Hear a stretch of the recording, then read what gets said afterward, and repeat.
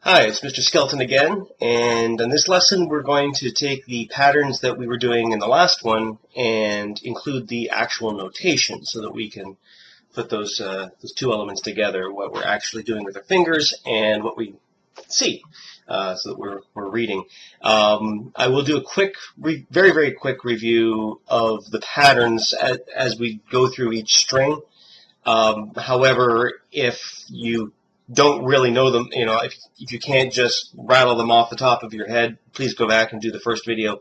That will save you a lot of time. And we'll do it string by string. Again, I've separated out the instruments for the sake of time. This is the second of what I think are going to be 4, maybe 5 videos total. So there are a couple more steps involved in this, but this is probably the most critical step because we're now actually getting into the notation. We will be you should be using your ARM fingerboard for this. I do want to stress that, again, good hand shape. Keep it nice and curved and relaxed. Come down on the top, not sideways or anything like that. And do try to get the half steps where they occur. I'll show those just very quickly ahead of each string, and then we'll go from there. Okay, basses, we're going to start on the E string, so over on this side where our thumb is. Remember, this is the one at the half position, so we've got to be up a little higher on it, just above the bump there. So E, F, G. Okay, E and F have the half step there between the open and one, so E, F, G, then we shift, A, B. E, F, G, A, B. Okay, here are those E string notes we were just looking at. We are going to see some overlap of some of the letters between one string or another. So you have to not only look at what letter you need, but also what is around it in relationship. So if you look at those first couple notes, they're the very lowest notes you have, the E and the F and the G. You can't play those anywhere else but on the E string.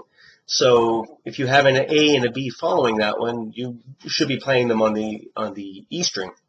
If you have higher notes with the A and the B, then you'll play them probably on the A string. So again, this is our E string pattern of E, F, G, A, B.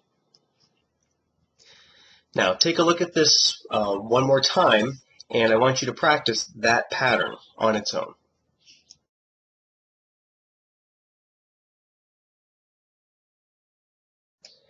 Here is the cascade pattern. And if you need to know what that is, go back to the first video. Practice this one.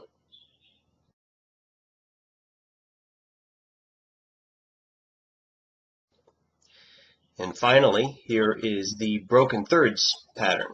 So you practice this one with the letters that you should know. And if you have difficulty with this one, keep practicing the first two, the scale and the cascade.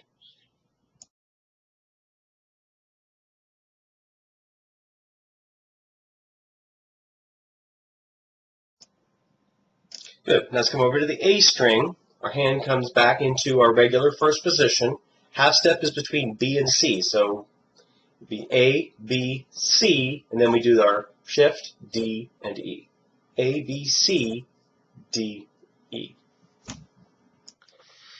And here's where the open A is. It's the same sounding A that you just did on the E string.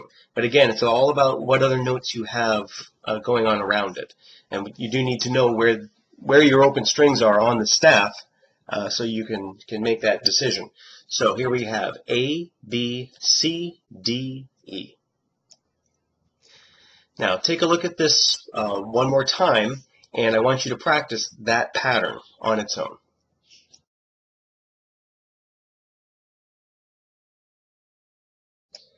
Here is the cascade pattern.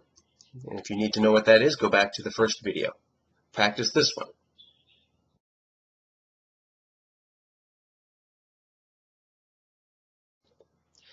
And finally, here is the broken thirds pattern. So you practice this one with the letters that you should know. And if you have difficulty with this one, keep practicing the first two, the scale and the cascade.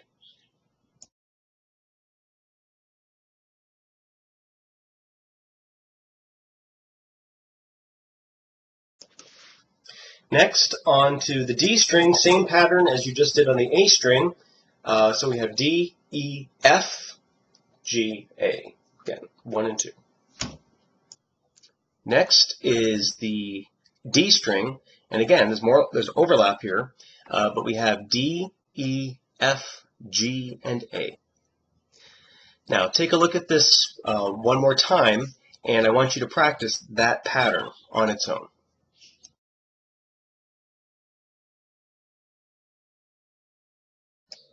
Here is the cascade pattern, and if you need to know what that is, go back to the first video.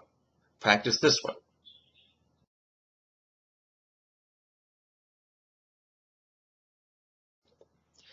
And finally, here is the broken thirds pattern. So you've practiced this one with the letters that you should know, and if you have difficulty with this one, keep practicing the first two, the scale and the cascade.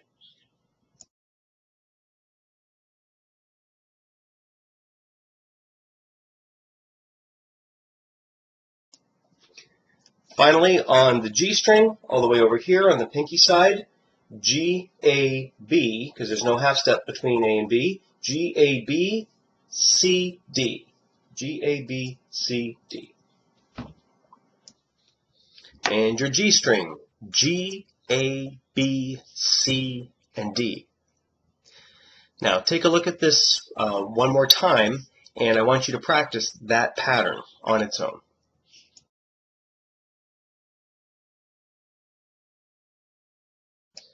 Here is the cascade pattern, and if you need to know what that is, go back to the first video. Practice this one.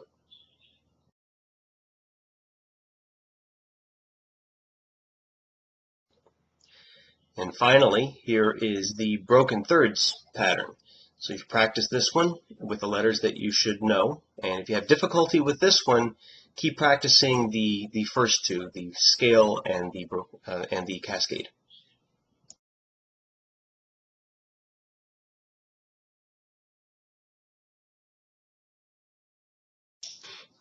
Okay, so practice those. Practice them a lot. You need to be able to see a pattern of what notes are on what string very easily.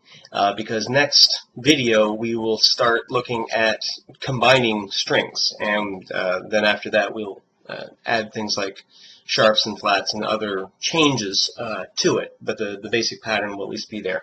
So if we can at least get it so we can see notes that say, oh, that's on the A string, or what have you, it makes it a lot easier. It'll help you learn your letter names, so you can pick out an individual note, but also you'll know where to play it. That's what's going to make it useful for you. All right, thank you.